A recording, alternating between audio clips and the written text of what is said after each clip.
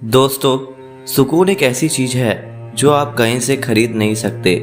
सुकून पाने के लिए लोग क्या क्या नहीं करते, लेकिन वो भूल जाते हैं जिस सुकून की तलाश में वो दर दर भटकते हैं वो तो उनके भीतर ही होता है।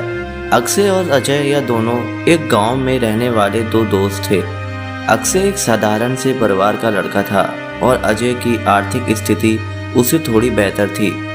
अजय का परिवार एक बड़े अच्छे घर में रहा करता था जो शहर से थोड़ा दूर लेकिन एक सुकून भरी जगह पर था। अक्षय का घर अजय के घर की तुलना में छोटा था, इसीलिए वह हमेशा उसके घर से बड़ा घर लेने के सपने देखता था। समय बीता, अक्षय और अजय दोनों बड़े हो गए। अक्षय अपने सपनों का पीछा करते करते एक प्रॉपर्टी एजेंट बन गया। उसने अच्छा खासा पैसा कमाया और शहर में जाकर एक बड़ा घर लेकर उसमें रहने लगा। जब समय का पहिया घूमता है तो सब उलट पुलट कर देता है। जहाँ पहले अक्षय अजय जैसी जिंदगी चाहता था, अब अजय को अक्षय की तरह जिंदगी जीने की चाहत होने लगी। अजय को लगने लगा कि अक्षय कितना लकी है जो उसको इस गांव में दूर शहर में सारे ऐसो आराम और सुकून की जिंदगी मिली है। ऐसे विचारों ने अब अजय की नींदें उड़ाकर रख दी थी।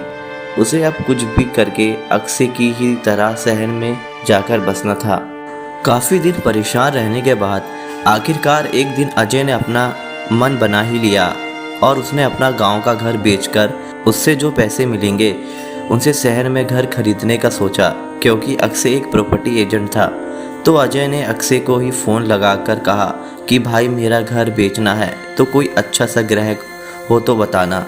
अचानक अजय का ऐसा फैसला सुन अक्षय को बड़ा आश्चर्य हुआ। अक्षय ने अजय से पूछा कि क्या हुआ, कोई परेशानी है? पैसों की कमी की वजह से तो तुम घर नहीं बेच रहे हो ना? अजय ने अक्षय से कुछ भी नहीं छुपाया और उसे सारी बात सच बता दी। अक्षय ने अजय को समझाने की काफ़ी कोशिश की।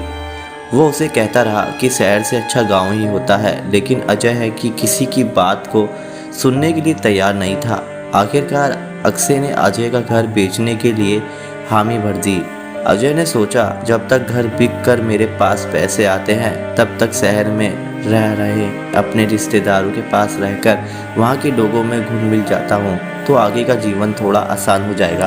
अजय अपनी शहरी रिश्तेदारों के यहाँ रहने चला गया। उनके साथ रहने पर अजय ने महसूस किया कि शहर की भागदौड़, पोल्यूशन और शोर में वह उस सुकून को कभी नहीं हासिल कर सकता जिसके लिए वह गांव छोड़कर जाने वाला है। लेकिन फिर भी गांव छोड़ने का मन बना चुका अजय ने एक तीसरा रास्ता निकाला। उसने सोचा वह ना ही शहर ना ही गांव में बल्कि शहर से कुछ किलोमीटर दूर किसी घर में रहेगा और वहीं पर सुकून की ज़िंदगी बिताएगा। एक दिन अजय ने अखबार पढ़ते पढ़ते एक विज्ञापन देखा जिसमें ऐसे ही किसी घर के बारे में लिखा था जिसके बारे में वह सोच रहा था, घर जो शहर से कुछ किलोमीटर दूर था।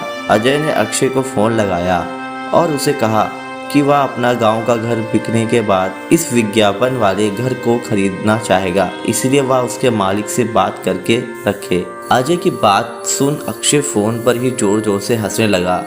अजय को कुछ समझ में नहीं आया कि अक्षय क्यों हंस रहा है। तब अक्षय ने अजय को कहा कि वह विज्ञापन उसी ने अखबार में दिया है और वह घर जो खरीदना चाहता है वह कोई दूसरा नहीं बल्कि अजय का खुद का घर है। अजय को भी ध्यान आया कि उसका घर भी तो शहर से कुछ किलोमीटर दूरी है और वह बेवजह ही उस चीज़ को तलाश रहा है जो पहले से ही उसके पास है।